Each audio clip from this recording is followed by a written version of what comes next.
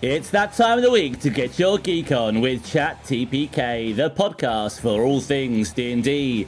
I'm Mike, the DM of debates here on the pod, and we are back to discuss more tasty topics from the world of Dungeons & Dragons.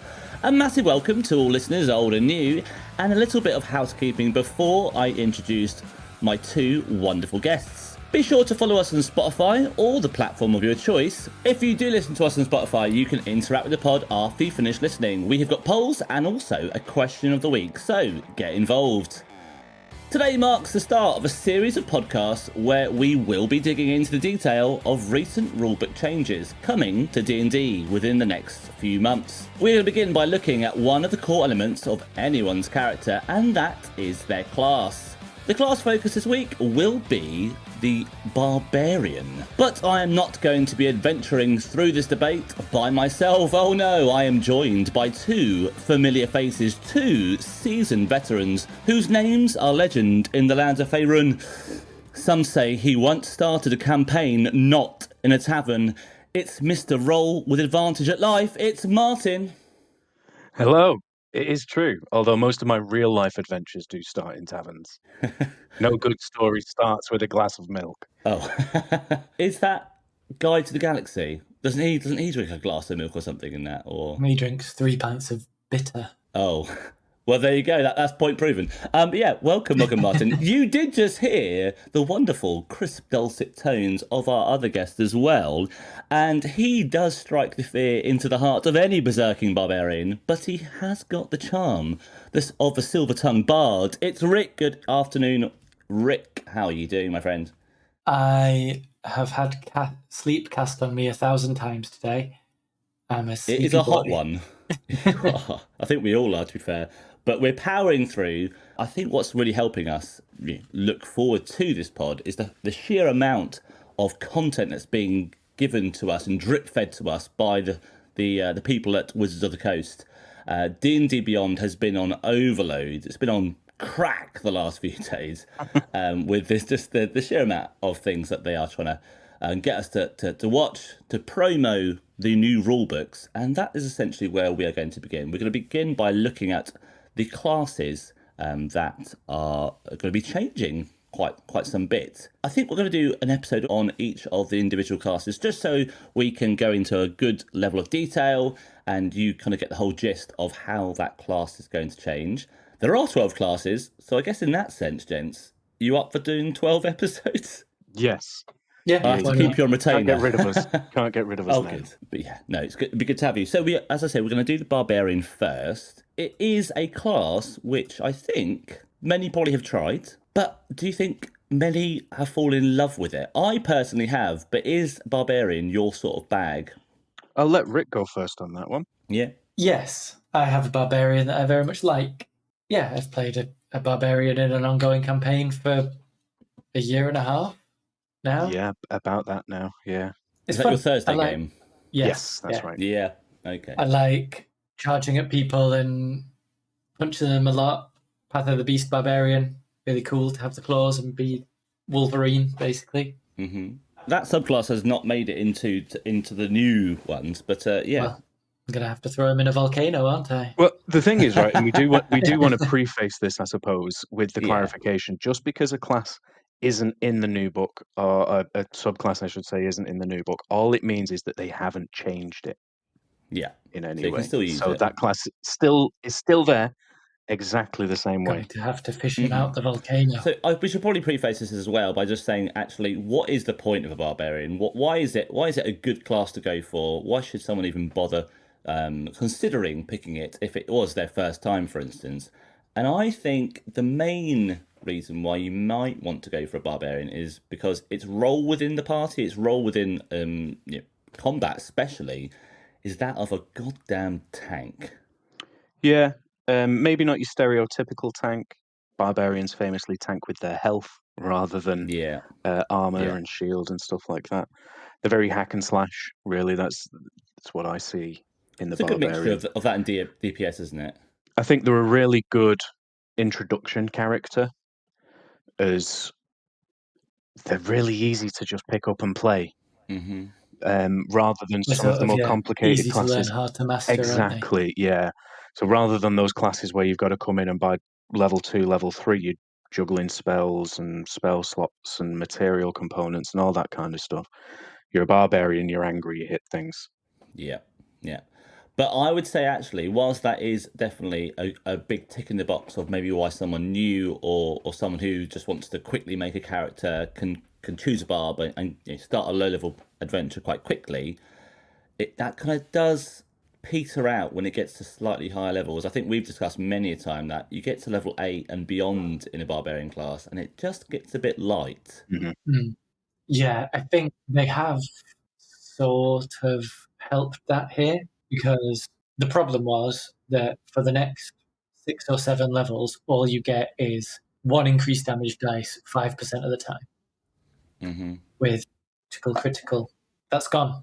You get brutal strike now instead, that you can do when you choose instead of when the dice choose. So it's a lot better. Yep, so that's a level 9 thing, which we'll be coming on to a bit later on. But the Barbarian's really fun class, really simple, as both Martyn and Rick have said, to pick up and play. But again, has some nuances which might take you a bit longer to really get to grips with. So I think we're gonna go through each of our classes level by level, just to tell you how they are changing slightly. Because for some classes there's a lot of change. For some there's little bits because that class actually was quite balanced. And I think actually Barbarian itself is one of the ones that probably needed the most attention, really, especially towards the higher levels potentially. But as I say, we'll talk about that when we get to it. So level 1 for the Barbarian. Is there much changing here at all, apart from the one glaring thing? The weapon mastery, yeah. And the changes to rage as well. So on paper it doesn't seem different, but rage has changed. Martyn, how has rage got insanely better? So there's a few ways that we'll explore a little bit more as we progress through the levels, but primarily the way that they've made rage a little bit more sustainable, I suppose is the right word, is you are now able to refresh your rage, renew that burning anger by using a bonus action on your turn. So in those instances where you were unable to attack someone, or you were unable to, or you weren't getting damaged in any way, rather than the cliche, oh, I'm going to stamp on my own foot or stab myself just to maintain my rage, you can now just burn your bonus action, which is good because with it being that bonus action, you've still got your action and everything like that. So I think it's a really good use of the action economy. And there is also the fact that you will maintain rage as well if you're attacking someone, but it isn't an attack that requires a roll. So instead of hitting with a sword, for example, if you were to do something that required the creature to do a saving throw. So the example that they used in the reveal video was if you were playing a Dragonborn Barbarian. If you were to use your breath weapon, that would also then mean a continuation of your rage. And then finally, you will also regain one use of your rage, one charge, when you finish a short rest. That's meaning that there is that longevity.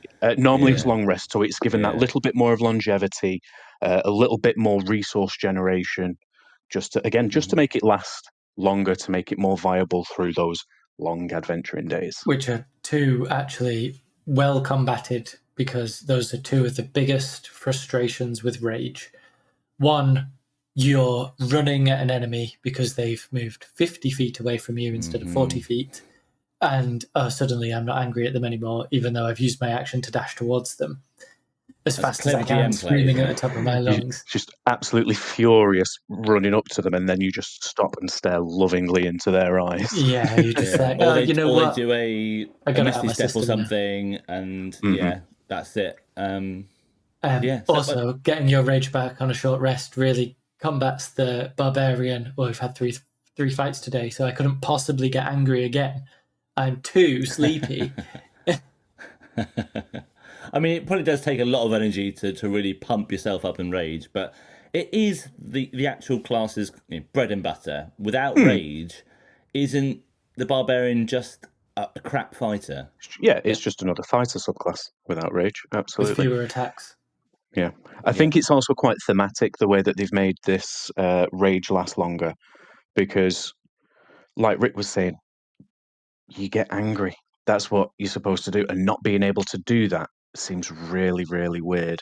So by having that ability to short rest, you will be angry throughout, making you more useful in combat, making you feel like you're playing your character, because you want to, as that barbarian, you want to rage because that's what you do. You've got it instilled in you that I get angry when I fight, and then when you can't do that, it can feel slightly castrating.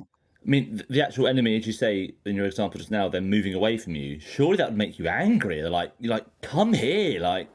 You would think so, wouldn't you? One. Yeah, we would. And the fact that we're going to talk about something along those lines as we get a little bit further on. Actually, some interesting stuff in here. Okay. So just the last thing on rage. If, for instance, you got knocked out of it after the round 2 of an encounter, so you've been angry for 12 seconds, like really? That's it? It's not a lot, is it? At best, you've been miffed. You're just an incredibly emotionally intelligent barbarian.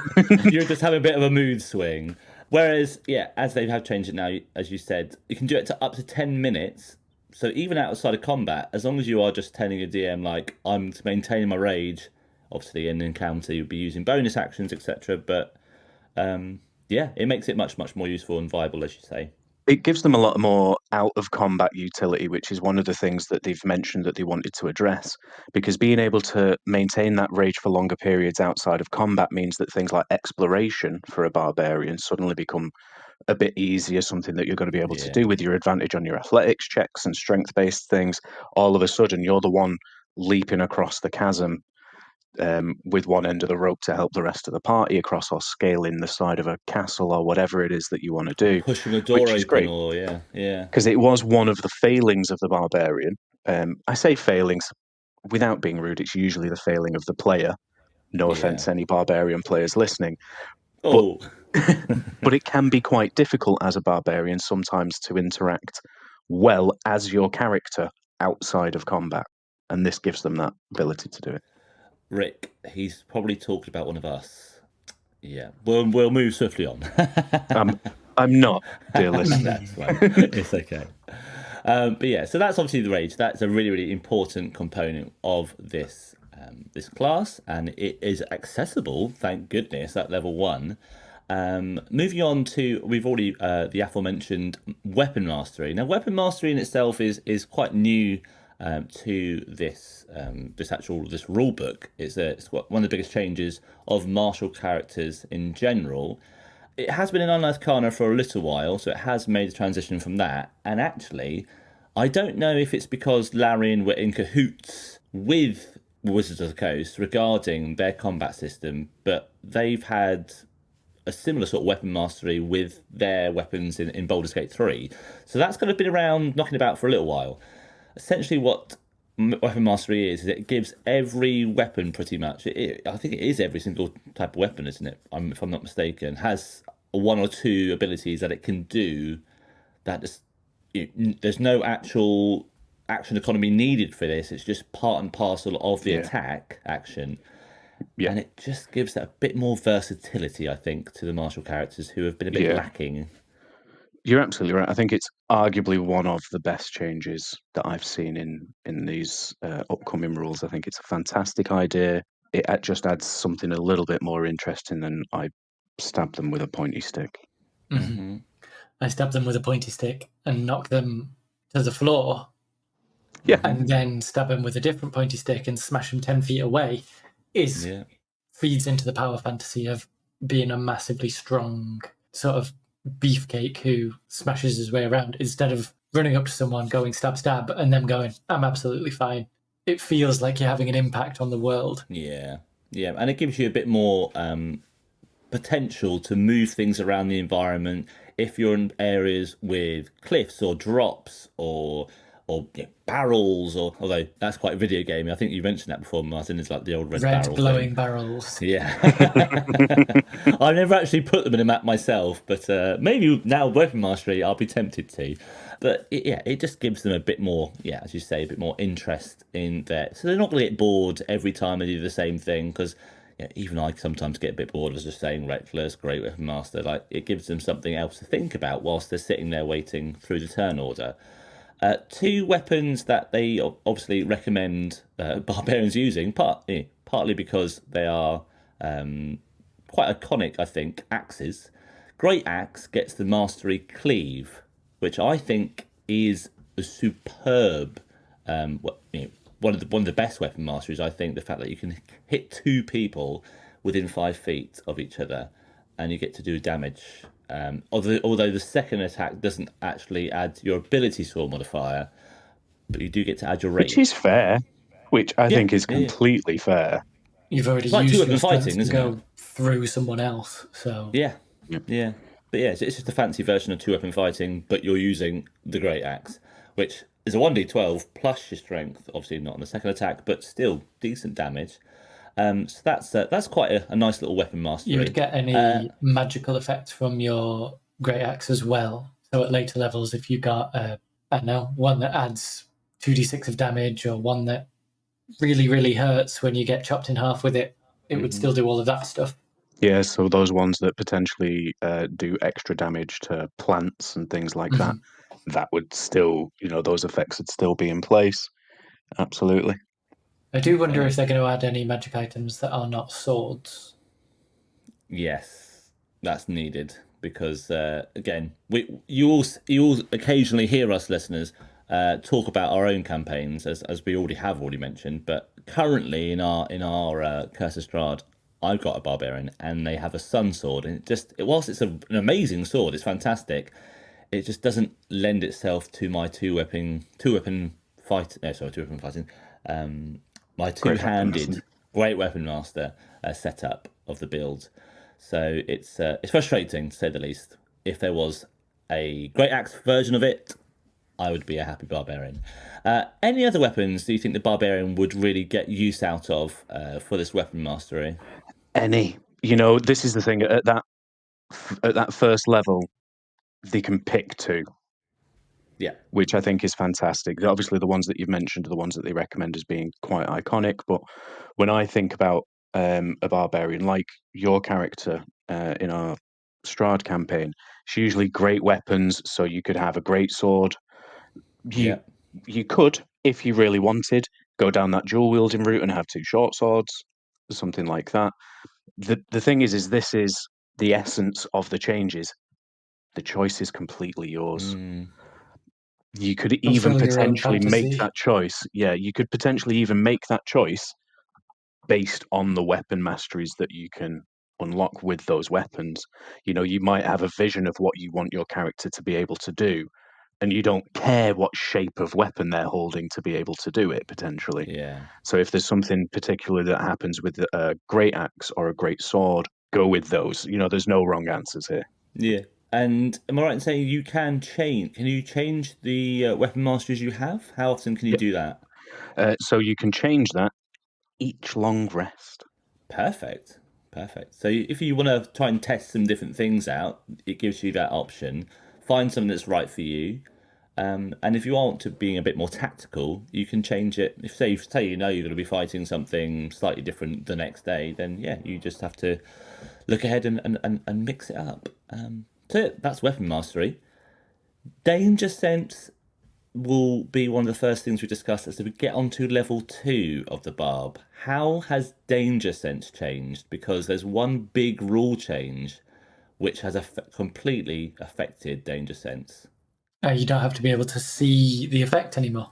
Perfect. So you can just have advantage on dexterity saving throws, which is great.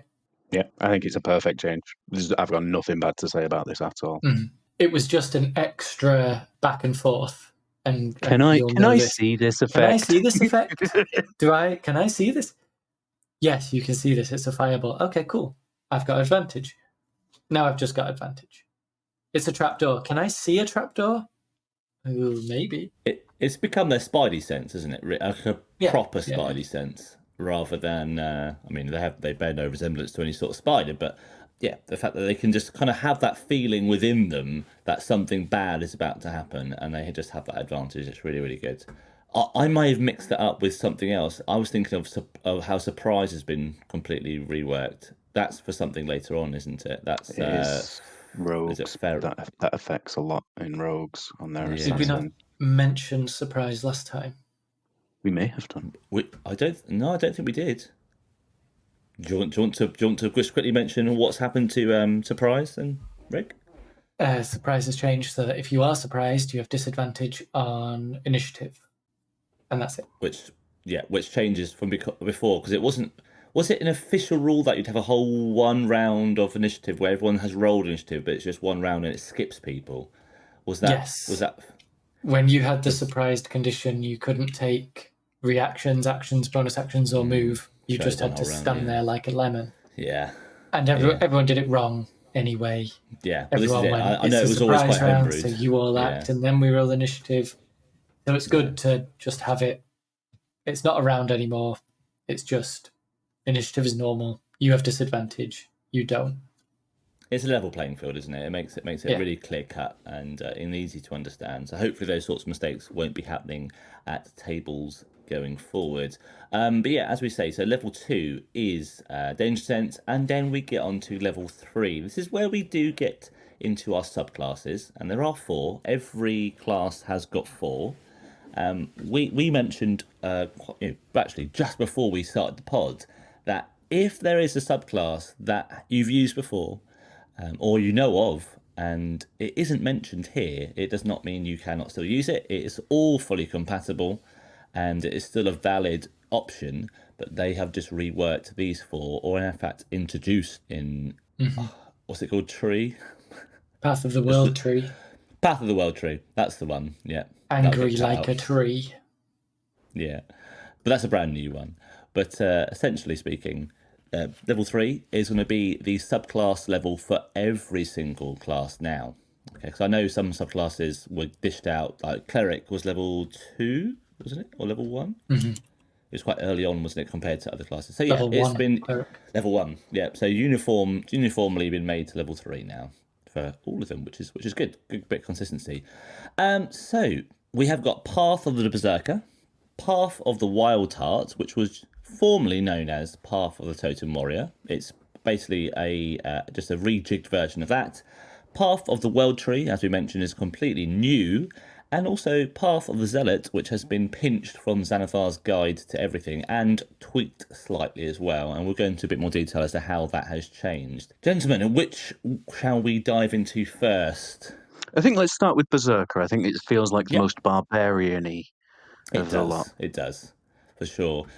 So what I always thought of as a Berserker is someone who can just attack and has like unbridled rage and will just want to slice and slash and go hell for leather. And one of the downsides of that in the past was the fact you had to pick up a level of exhaustion, which they have taken away, which is nice. That was a massive drawback. It's like, here's the main class feature of your class, or your subclass, should I say, but you get penalised for doing it. And it's just like, so if I do it, I'm going to be worse off after the fight. So do I use it now or do I not? So I'm glad they've done away with that. That's quite useful. Instead, what they have done to the Frenzy Rage, is instead of making you do an extra attack on your bonus action, they have given you extra additional damage on each of your first hits. So if you hit on an attack action, they give you additional damage.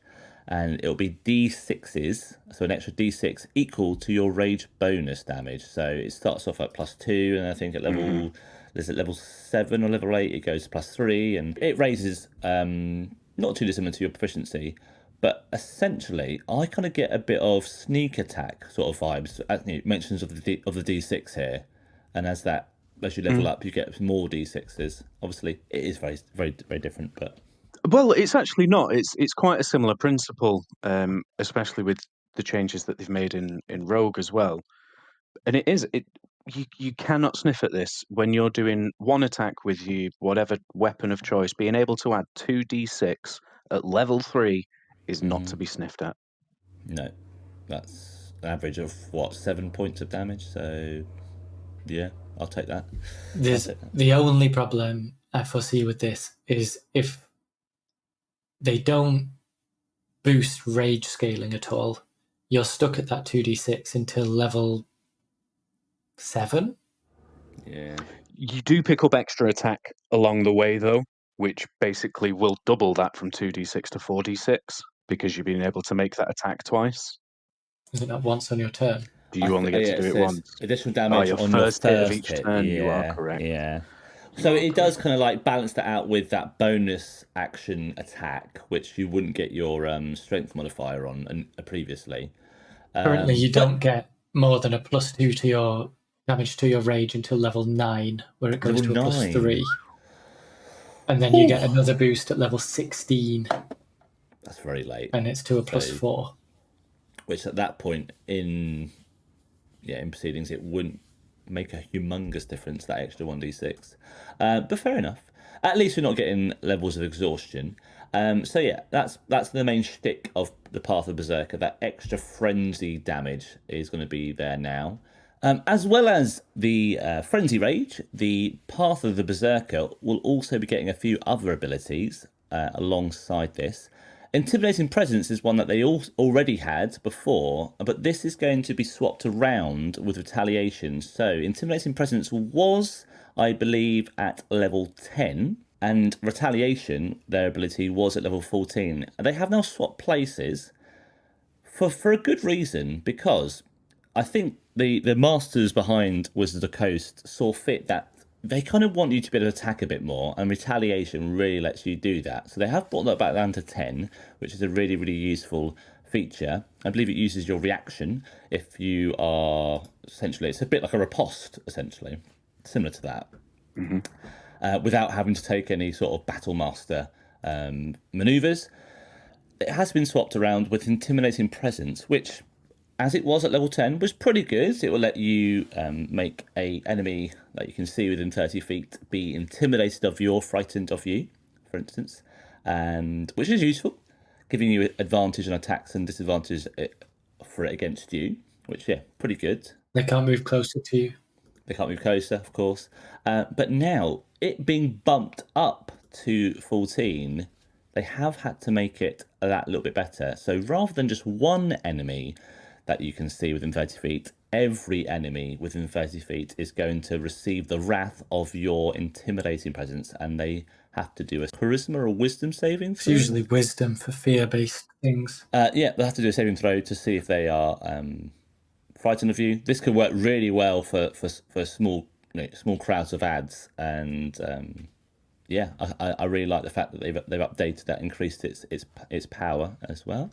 Sorry to jump around as well, Mike, but if the frenzy damage does it on the first hit each turn, and you retaliate, you do frenzy damage to them, because it's not your turn, it's their turn. Oh, that's quite smart. I like that. Thank you, Rick. So that gives an extra little thing to think about when you're doing your frenzying. So yeah, as I say, we have got Intimidating Presence and also Retaliation. And later on, you've got the fantastic Mindless Rage, which before would allow you to be immune to being charmed and frightened. But now you can activate your rage if you are charmed or frightened, and you can get rid of it, which is like a big FU to someone who's casting those sorts of crowd control spells. First person you try and charm or frighten is the Barbarian, right? Yeah, try and turn if you're around. A smart spellcaster. Yeah, definitely. And that's basically a big nope to that. So and for the duration of that rage, you can't really cast it again on them because they're immune. So yeah, it really helps them cement that kind of role in the party, the tank role in the party, because obviously deck saves, we know that they're going to do well on those deck saves now, so they're not getting caught out by those. The next things smart casters would do would be try and immobilize them some way. You've got to take them out of the fight before they run up and cleave your head. So yeah, this is going to massively help. Definitely. And that's the main parts of the Berserker. Again, it really is built around that frenzy. But and it obviously does benefit from all of the other Barbarian class features, which we'll go into very shortly. But that's the Path of Berserker, and one I am looking forward to diving back into using again now that nasty exhaustion has buggered off. Yeah, great Great class fantasy, the Berserker. Poor execution 10 years ago. Yeah. Just because you get so tired that you die. Yeah. Which is a shame. Which, I mean, I get it. Six. So yeah, if you get angry 6 times in a day, you're dead. Yeah. I relate to that on a personal level. Right. What is the next subclass to discuss? I would like to talk about Path of the Wild Heart. Nice. If that's all right. So this bad boy used to be known as Path of the Totem Warrior, aka the best Barbarian subclass that there was. And surprisingly, it has also seen some serious upgrades, and it makes it a lot more flexible and fun, if that's even possible for this subclass. So first off, you're going to be able to swap out the animals that you draw this primal power from. So you're not going to be stuck with the totem that you've chosen previously from level 3 all the way up to the end of your campaign. Now, every time you rage, you're going to get to mix it up by changing the benefits that you get from that level 3 or level 14 abilities. So you're going to be able to go, I want to be a bear. I want to get that strength of the bear in this one, or circumstantially, I now want to get the vision from the eagle ability for it. You're going to have that chance, that flexibility to just switch it up every time you rage, which is fantastic. This is nice. It's not even every long rest, right? Pulls a bit from the Path of the Beast there, where you get to pick your affectations with the claws or teeth or tail, but not as sort of obvious, maybe. I've not actually seen any of the totems, or the wild hearts, from whatever they call them. So from what I've seen so far, I believe they're going to be the same. So it's still going to be bear. What is it? Bear, eagle, elk, wolf. There was a water one. There was a water one. In the 2014 books, you had bear, eagle, elk, tiger, wolf. And then at latter levels, you had basically the same choices for aspects of the beast and stuff like that. So as far as I'm aware, they're the same. They may tweak them up, or they may potentially add one or whatever. But the important thing really from this is that you can pick and choose. No longer is it just going to be, I'm angry, therefore I have resistance to all damage except psychic. It's going to be this fight, or this instance, I'm going to be a completely different type of angry wild animal, which I think is fantastic. Many people, I'm sure... I'm angry, therefore this time I can fly. Yeah, many people, I'm sure, will still stick with the bear, right? It's why Totem Warrior was so fantastic. That damage resistance just made that barb who tanked with their health tankier, right? Like it was the you can't kill me kind of deal. So what sort of things does the bear? What does the bear give someone? Just for people that haven't used Totem Warrior before. Well, if anyone's never used Totem Warrior before, and I don't know if this is going to be exactly the same in the new books, because of course they're not out yet, so I haven't read them. But currently, as if you pick the bear totem, while you're raging, you have resistance to all damage except psychic damage.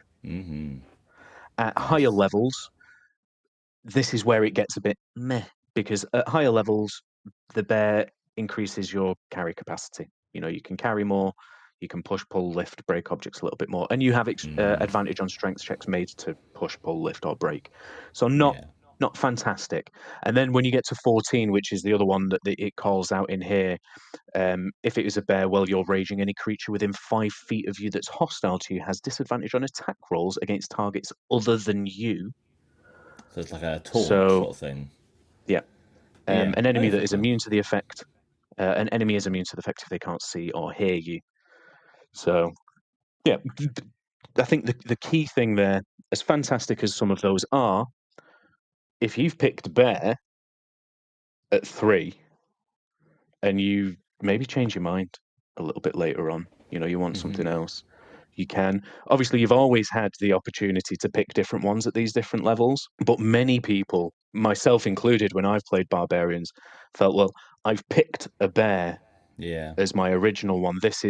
It's now become part of my character identity. So I need to pick bear at the next levels, which has made some of those choices seem a little underwhelming at times. So I think this but you were making a totem pole. I was making well, yes, that's the thing. And You're making a totem pole. You went bear, bear, bear. I want a 3-bear totem pole. That's how they make them where I'm from.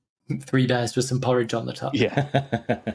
So that's one of the key changes. That's really one of the big ones, but it's not all. There is that passive ability that you snag at level 6 that I just mentioned. You can switch and change those as well, but you need to do that on a long rest rather than at rage. So it's flexibility on each of those totem choices, which is fantastic. You're going to be able to adapt to whatever you are going into for each situation, like we were talking about before with the weapon masteries. If you know you're going into a certain situation at the end of a long rest, this one's going to be the most useful. I think it's fantastic. I think it's really, really good. Yeah, it gives people that want to play Barbarian a lot more to think about. It promotes smart play. It promotes strategic choices, which I think is fantastic. And it also removes that crippling indecision that sometimes comes upon people at that point of level up, because your choice is now less. I don't want to say less impactful. It's less permanent, because you've got that ability to change it around. Less penalised, isn't it? Yeah. And I think the fact that most classes sometimes get something they can... there's something to think about at a long rest for lots of classes. For Barbarian, there never really has been. So with the Weapon Mastery and with this, if they were to choose it as a subclass, I definitely think, it gives them something to actually ponder about rather than just saying... That's true. I'm going to bed. To do. Something to do while your wizard and your cleric are going, now, what spells? I take this level 1 spell and this level 4 spell. Oh, but that, At least you can go, I'm an elk. The form of... So the long and the short of it, really, when it comes down to the changes that they've made, aside from the name change, the key premise of what they've done here is just to give you more choice, more flexibility, and more control over your character, and knowing that the choices that you make can be more impactful because you can tweak them as and when you need. Yeah. I like the name change, to be fair, although it did make me think straight away, is it something to do with like wild magic? But it's not. But and obviously that is not one of the 4 subclasses we're talking about today, but it's still a useful one. It's still a good one. It is fun. Yeah, you're a wild magic barbarian, aren't you? Yeah, and it does Not make personally. It does make that would be good if it was. Imagine a big beam of light shooting from my chest. But no, that does make rages a lot more interesting. Alas, it isn't one of the ones we're going to talk about today. But one of the other ones we are going to speak of today is going to be the new one, the Path of the World Tree. Rick, hit us up. Path of the World Tree. You are an angry tree. Oh no, it's like Norse mythology, Yggdrasil and all that stuff. When you get it at level 3, you get Vitality of the Tree. So when you activate your rage, you gain temporary hit points. Temporary hit points are double as good on a barbarian. And at the start of each of your turns, when your rage is active, you can choose another creature within 10 feet of yourself to gain temporary hit points too. You roll number of d6 equal to your range damage bonus. So it's the defensive version of the Zealot. Yeah. Next, at level 6, you get Branches of the Tree, which allows you to essentially use your reaction when a creature starts its turn to teleport a creature towards you and land it within 5 feet of you or in an occupied space you can see. And then after it teleports in this way, you can reduce its speed to 0 until the start of your next turn. Or until the end of the current turn. So you can say you're using the push weapon mastery. You can smash someone out of the way. They go flying across the floor.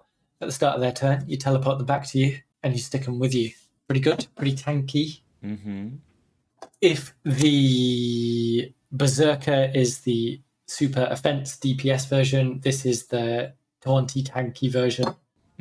At level 10, you gain additional I think the next question should be in there is which class should we do next? Weapon on your turn, and then because I'm the only one who does the poll, in addition to any different mastery the one that I want using with that weapon. So now, with your little wombo combo, you can topple an enemy and push them away at the start of their turn, teleport them to you and reduce their speed to 0. So they're just lying on the floor next to you, ready for the start of your turn when you attack them while they're lying down. I was going to say, if you didn't teleport them next to you, then that extra reach, and if they were toppled, that extra reach actually doesn't help you because you then get disadvantage on it because you're within... That's true, but you could still teleport them to within 10 feet of you, reduce their speed to 0, where they can't attack you or any of your allies. Then you can just step up to them and give them a real good stabbing. And if you've got a halberd or something, you've got a 15-foot reach, which is pretty sick. It's always nice to be able to hit things from afar and not get hurt yourself. I get vibes of like God of War here, and get over here. A bit of Storm, like a bit of like Stormbreaker for that Thor carries. It just kind of gives me that sort of vibe with the tree. I like it for the smacking people around, and if you're like me and little movies play in your head every time you read a rule. You've smashed someone with your giant axe, it's stuck into them, you call it back to your hand and it brings them with them. Nice. At the start of their turn. That's cool. I like that. That's really cool. Yeah. So this is what I was referring to, just back to the start of the pod that we're doing today. This is the one. Like, you're not getting away from this barbarian. They're going to get you. Going to chase you down. Yeah, speaking of which, at level 14, you get travel along the tree. When you activate your rage, and as a bonus action while your rage is active, you can teleport up to 60 feet to an unoccupied space you can see. 16, okay. What's 60. Misty Step? What's Misty Step? 30. So it's like a very, very powerful version of Misty Step. It's like a mix between a Vengeance Paladin and a Barbarian, in that they're going to get you. There's nothing you can do. Just give up now. It's terrifying. So like earlier on when we said about it's frustrating when the enemies run away from your barb, they can't hear. 14th level, not a chance. Yeah. So Rick, is that an action or a bonus action? Do you know to use that? It's a bonus action. So that is still fantastic. Attack. Nice. And then really once per rage, you can bring 6 people with you and increase it to 150 feet. They said on the video, JC Jeremy Crawford said, it's bad enough that you've just got this hulking, angry, big barbarian just appearing up on you, but this one brought all their friends too. Every single friend. Nice. So if you've got a class full of marshals, just a roaming band of death, essentially. We could really do with that on Thursday, actually. We're a band of marshals for some reason. We've got a cleric. He visits sometimes. It's nice. But we really see the lack of exploration versatility in the lack of an arcane spellcaster. I think a class like that would make it a lot easier.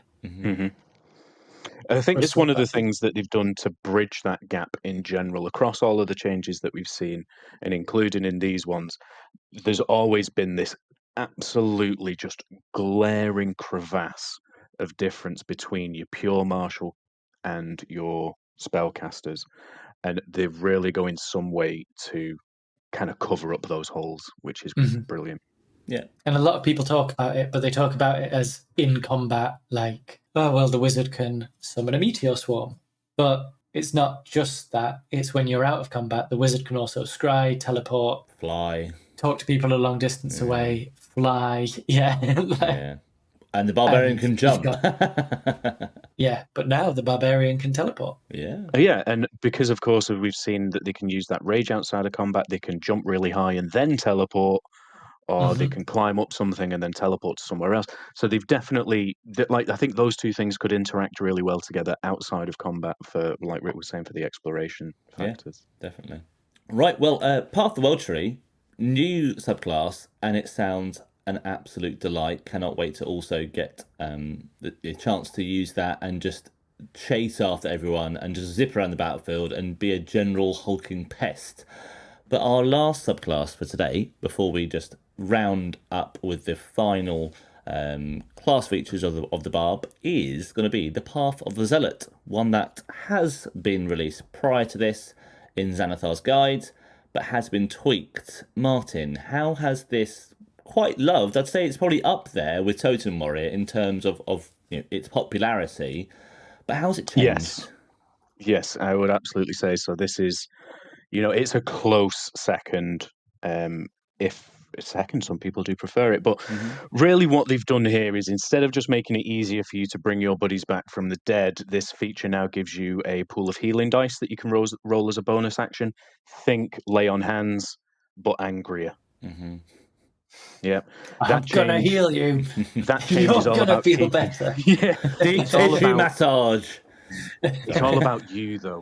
You can't do it to your friends. Yeah. Because it's that well of rage that you've got inside you that's kind of pushing you onwards to try and fight that little bit longer. So you can only use those dice on yourself. Cool. Okay, so it's the guy in the film snapping the arrow out and throwing it to the side and looking at the guy that shot him. Popping his dislocated shoulder back in. And but yeah, it's very similar to the Fighter's Second Wind, isn't it? In that sort of respect. Similar, because it is a bonus action as well to do. So again, still got your action free to do any of the other interesting things that you're going to be able to do. But I think that's a good one because, of course, this one doesn't get that resistance to all damage types, of course. So being able to get a little bit of health back is going to be great. I think it's not a big change. I think it's a nice little addition. Health is worth twice as much to a barbarian because of their resistance. Yeah. So and prior to this, so it's good. So a zealot could be resurrected or could be brought back to life for no material cost, which in itself is pretty good. But then they'll be brought back to life with 1 HP. Yeah, so they're going down. So they're going back down. Well, I suppose it depends on what's used to bring them back, doesn't it? But I think this is potentially going to stop them getting down in the first place. Yeah, that little buffer to potentially keep them in the fight for that little bit longer. And I always think a good defense is just going on the attack. So if it gets them one more round of attacks in, that could potentially be the difference between actually going down or not. So, yeah. A dead enemy deals no more damage. Exactly, yeah. That's it. True. There is more to it. So there's also a feature called Rage of the Gods in the original Zealot subclass, and this has been replaced. It's replaced the old Rage Beyond Death. The new feature is called Rage of the Gods. If you use that feature now, you get a fly speed, which is fab. Nice. You get some damage resistances to make up for the ones that they don't get because they're not totem warriors. So it makes them, again, yet more survivable. And they also get the ability to expend the use of a rage to prevent you and your comrades from dropping to 0 hit points. Oh, you spend a rage charge. Okay. It's Dazzle from Dota. Yeah, it is an angry safety net. Which you play Dota? Either of you guys? Yeah, I did years ago. I'm aware of Dota. I've never played it.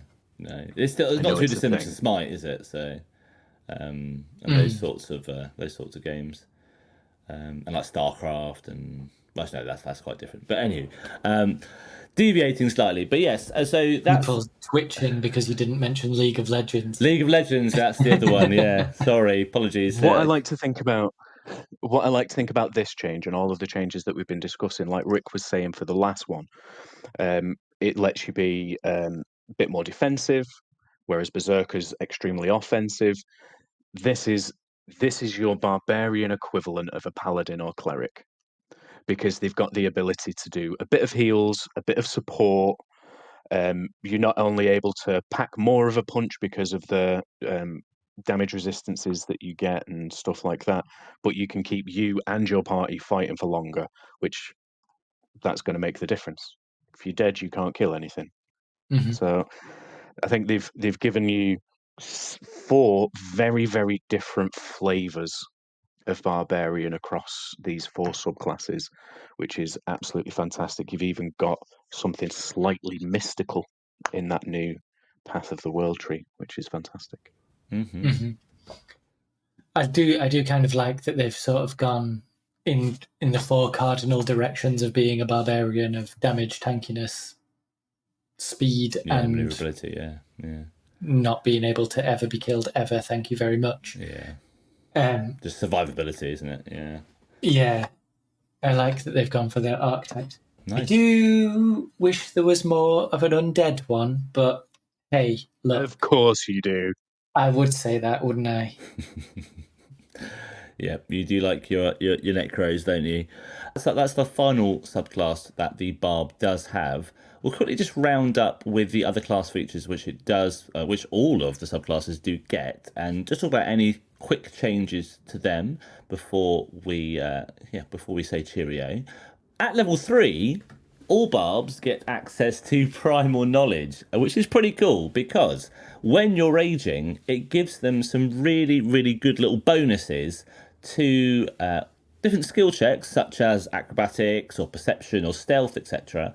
But rather than adding those particular ability scores to those skills, they can now use their strength modifier when their rage is active. So this sounds pretty good, especially if you counter in the fact that they can last for a 10-minute rage.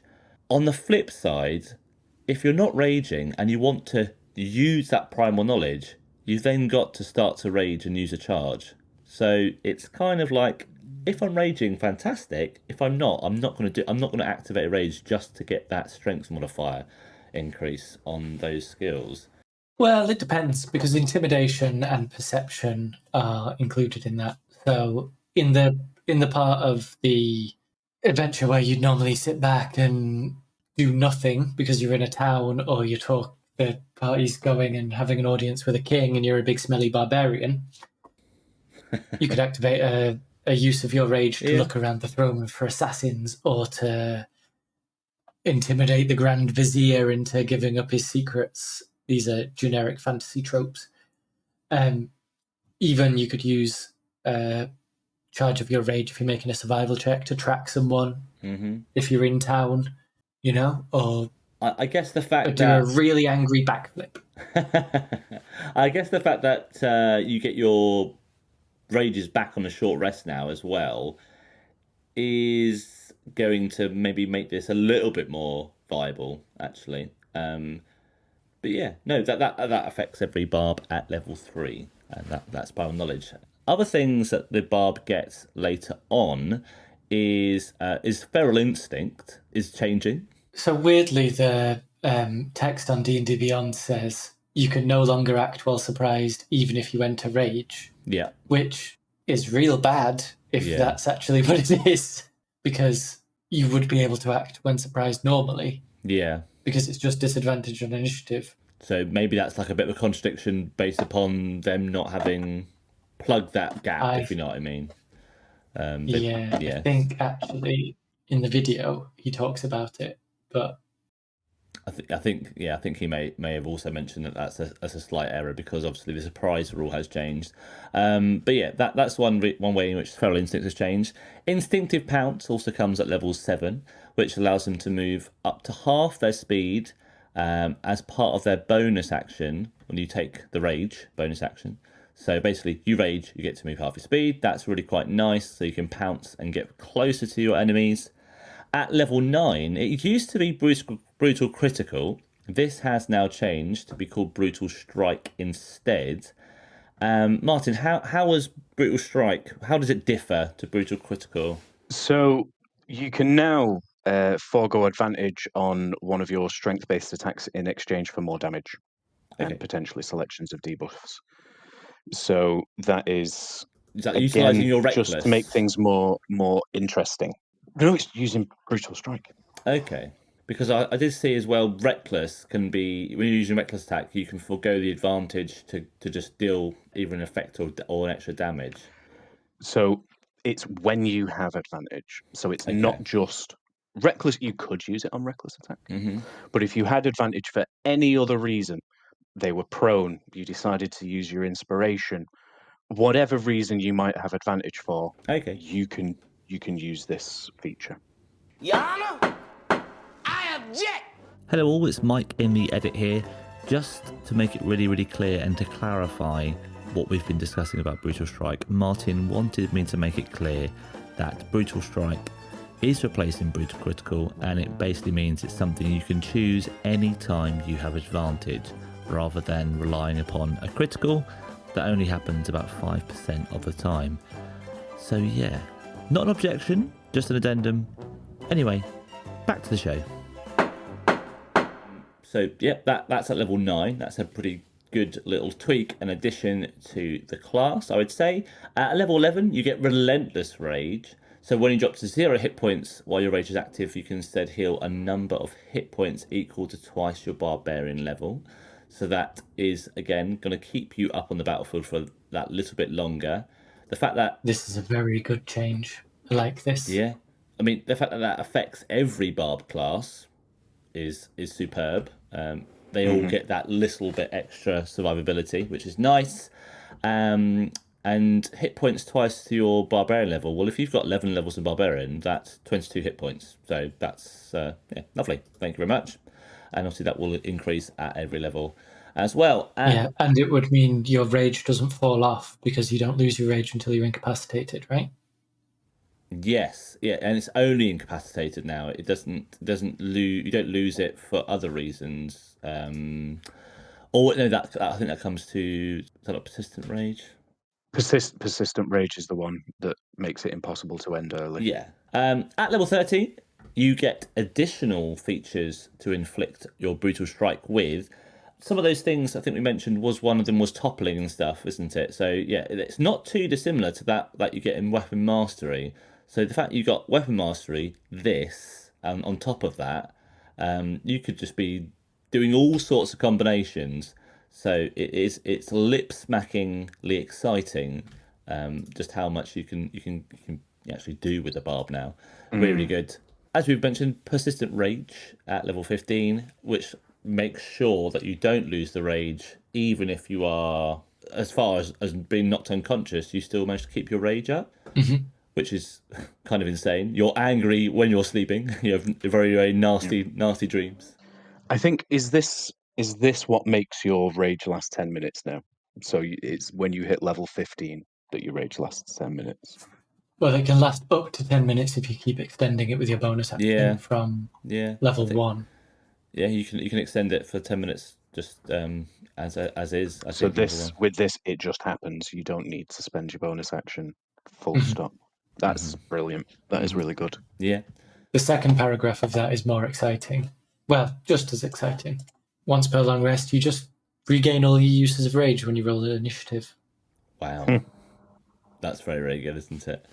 But yeah, a full 50 minutes of raging should get you to the next time you're able to kick your feet up and relax. At level 17, we have got that Brutal Strike ability coming back with a vengeance, with improved Brutal Strike. Now, rather than doing 1d10 additional damage, it's going to do 2d10. It's going to do 2d10 damage, which is nice. Everyone likes an extra d10. It will also allow you to do 2 different Brutal Strike effects each time you hit. So out of the list of effects that Brutal Strike has attached to it, you get to pick 2, which is quite nice. So you can again put some cool combos together using that. Yeah, I like that one. I like disadvantage to a saving throw plus reduce their speed by 15 feet so that you're not getting away. Try and run. Because you're a very cruel barbarian at that point. But it's a very powerful feature, really, if we think about it. Like you say, when we've looked at those lists of things that they get in those brutal strikes, stacking 2 of those can be absolutely fantastic. Yeah, it's good crowd control, I think. Obviously, I say crowd control. It's good you could obviously use your multi-attack to do it on more than one person, couldn't you? But yeah, it's again gives more options. I'm already thinking of combos because that's a lot of spells do stuff when you start your turn there. So if you smash someone into an area of effect and give them disadvantage as a Path of the World Tree barbarian, then at the start of their turn, teleport them out of it next to you, and you do it again on your turn. You've done that damage 4 times in 2 rounds. Wow, that is disgusting. I like it. Rounding us off then with the level 19 is the Epic Boon. Now, Epic Boons are new. They're a new type of feat, and we will go into feat, not FEET feats, because we ain't like that. We're not into feet, right, gents? Hello, Martyn. Point of order. Yeah. They're not new. They've been around for a long time. It's just now... Just no one ever got them. It's just now every class is going to get one at level 19. Okay. Whereas usually they were DM rewards where if you'd met an XP milestone after reaching level 20. Okay. So if you'd managed to get into that end of tier 4 play, or you'd done something that was... They were usually just a DM reward or a... Normally you would have leveled up at this point, but there's no number bigger than 20, so here, have a boon. Okay. Now, instead, every class is getting one at 19. It's like end game rewards, essentially. Oh. Have they not tweaked them at all? I think they've added some. I don't know if they've changed any of the existing ones. I think they've added a few. Well, one of the boons that they recommend is irresistible offense, which allows you to increase your strength or dex by up to 1 to a maximum of 30. You have the ability to overcome resistance to bludgeoning, piercing, and slashing damage for your attacks as well. So that basically means if you're hitting with weapons, essentially, and they have resistance to it, they don't anymore, which is pretty cool. And also, when you roll a d20, when you actually attack, you get to deal damage equal to your ability score that you use to make the attack, which is pretty good. So it's a nice little boon. That is a definite boost from the old boon of irresistible offense, which just used to allow you to bypass the damage resistances of any creature. Mm-hmm. So I've just been checking while you were talking there. So there are 12 new epic boons in the 2024 Player's Handbook. Whether they are revised versions of the existing ones like this or all new ones, we're yet to see. You'll find out on an episode soon. there we go. Fantastic. Which is good because some of them are quite nice in the old Dungeon Master's Guide, and some of them are shit. Mm-hmm. Yeah, that is true. Family friendly show. SH1T. That's okay. No problem. Right, well, that was a lot to cover, and I normally think of the Barbarian as quite a simple class, but this one was quite dense and quite rich, and I couldn't be happier. The fact that the Barb has given this much care and consideration. It's dense and rich as a Barbarian at the end of an adventure. It's bringing a tear to my Barbarian jury's eye. He's going to be so happy when he gets to play with these new features on his next campaign. But essentially that is our look at Barbarian. We'll be going over new classes in future pods later on in this series. And if you would like to choose which class we look at next, then be sure to look at the poll that will be in the description section, or if you're on Spotify, it'll be there somewhere. Just give it a little scroll down, you'll find it. We always have a little poll and a Q&A.